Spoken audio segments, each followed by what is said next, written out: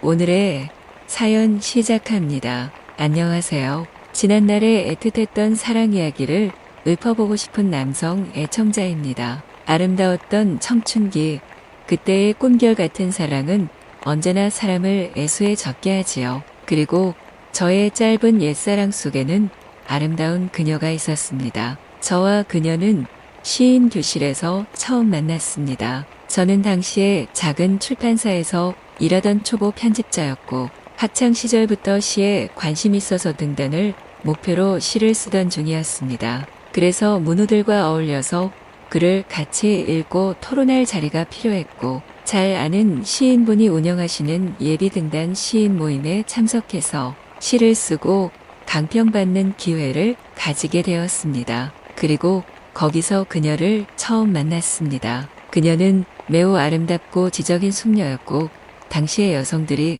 그러하듯이 결혼 전에 요리며 꽃꽂이 같은 것을 배우러 다니다가 이 수업도 겸해서 듣고 있었습니다. 그녀는 꽤 부유한 가정에서 자랐기에 별달리 취직을 하지 않고 집에서 소일하며 신부 수업을 받고 있다 들었는데 나중에 알고 보니 집안이 엄청 부자여서 깜짝 놀랐습니다. 더구나 부모님이 예술의 조예가 깊으시고 그녀 역시 문학을 전공한 사람이었기에 자신이 학창 시절 내내 글을 써온 경험을 바탕으로 그 모임에 자연스레 참석했던 것입니다. 저와 그녀는 자기소개를 하던 첫 시간에 그런 공통점을 알게 되었고 제가 몸담고 있는 출판사에서 매달 발행하는 잡지를 그녀가 아주 유익하게 읽고 있다고 해서 더 친해지는 계기가 되었습니다. 그녀는 조용조용하고 무엇이건 섬세하고 자연스러웠으며 화사하고 온화한 분위기를 가진 사람이었습니다. 보라색 뿌아종 향수를 뿌리고 다니며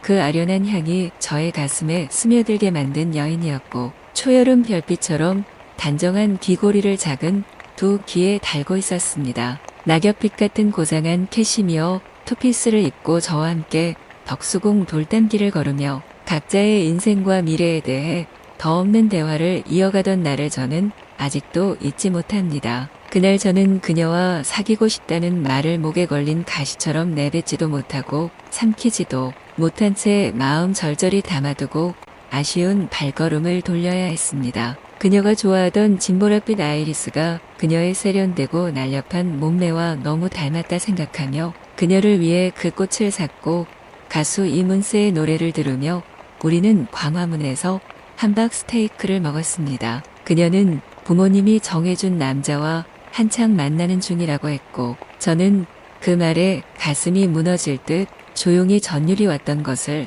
아직도 기억합니다. 레스토랑 안에서 많은 사람들이 촛대 위로 그윽한 시선을 주며 자신들의 사랑을 언약하고 반지를 주고받고 막연히 함께할 미래도 내다보는데 저는 그저 만나면 편한 글동무 정도 밖에 되지 않는다는 것이 너무 마음 아팠고 힘이 들었습니다. 그리고 월마다 많은 글을 읽고 수많은 문인들을 만나서 원고 청탁을 하며 바쁘게 사는 한편 그녀의 뿌아종, 그 독약이 가진 사랑의 독성에 신음하는 가여운 짐승이란 사실도 힘겹게 깨닫고 있었습니다. 그녀를 때때로 서점에서 마주치는 일도 있었고 어느 날은 그녀가 정혼자인 듯한 남자와 공원 산책을 하는 것을 본 적도 있었습니다. 둘 다 너무 행복해 보였고 그녀는 제가 단 한 번도 본 적 없는 애틋한 눈길로 그 남자를 올려다보았습니다. 둘은 선남선녀란 말이 딱 어울리게 아름다웠고 그 반면에 멀찍이서 그들을 엿보고 있는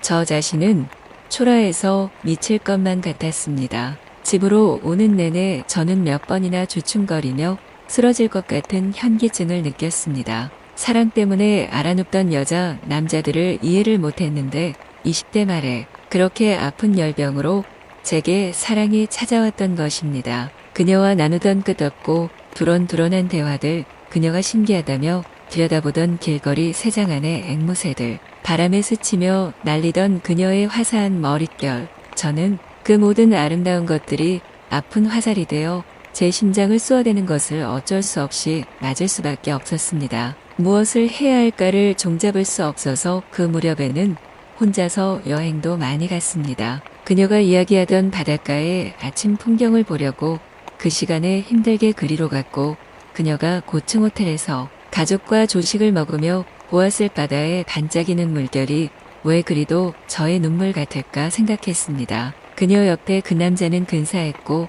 분명히 그녀와 비슷한 집안에 재력도 충분할 사람일 것이고 심적으로도 더할 나위 없이 여유롭기에 분명히 그녀에게 평온한 인생을 선물할 것이었습니다. 그런 생각을 하다 보니 더욱 제 자신이 초라해졌습니다. 시쓰기 모험에 갈 때마다 늘 똑같은 옷을 입고 갔던 저 그 조잡한 천으로 만들어진 촌스런 잠바를 세탁기에 돌려서 쭈글쭈글 탈수된 모양을 표내가며 입고 갔던 날도 있었습니다. 그런 저와 같이 차를 마시러 가서 그녀가 얼마나 난감했을까를 그제야 떠올리기도 했습니다. 물론 마음이 너그러운 그녀는 그런 것으로 저를 힘들게 하지 않았고 전혀 티내지 않으며 제게 편하게 대해 주었습니다. 그러면서 너무 많은 날들이 흘러가도 절대 잊지 못할 100만 불짜리 미소로 제 마음을 훔쳐버리고는 자신은 이미 정해진 남자가 있다고 아주 걱정 근심도 없는 말투로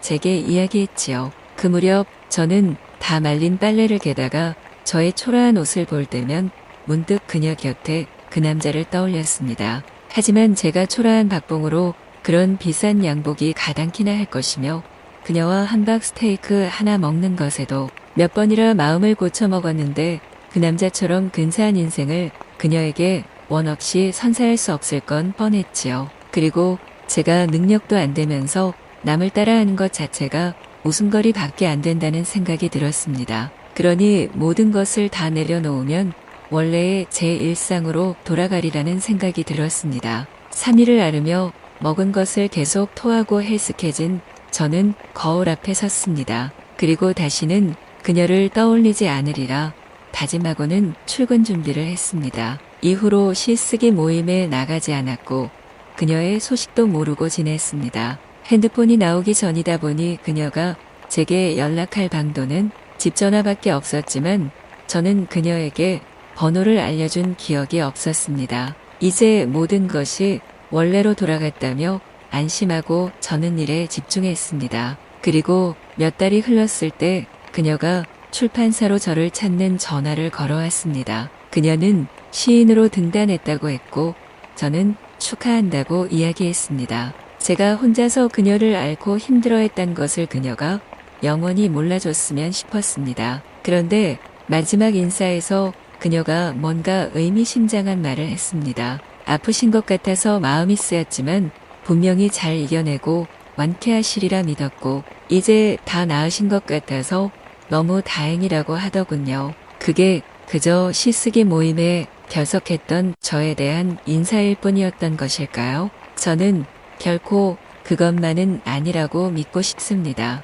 최소한 그녀 역시도 저의 아픈 사랑을 멀리서나마 지켜보고 있었다면 그다지 외롭지 않은 잠깐의 사랑이 아니었을까 하는 생각이 들었습니다. 물론 그 이상으로 깊게 생각지는 않았습니다. 그럴수록 아픔만 커질 뿐이죠. 그리고 30여 년이 흐른 지금 더는 그 사랑이 아프지 않고 추억만 남아 있습니다.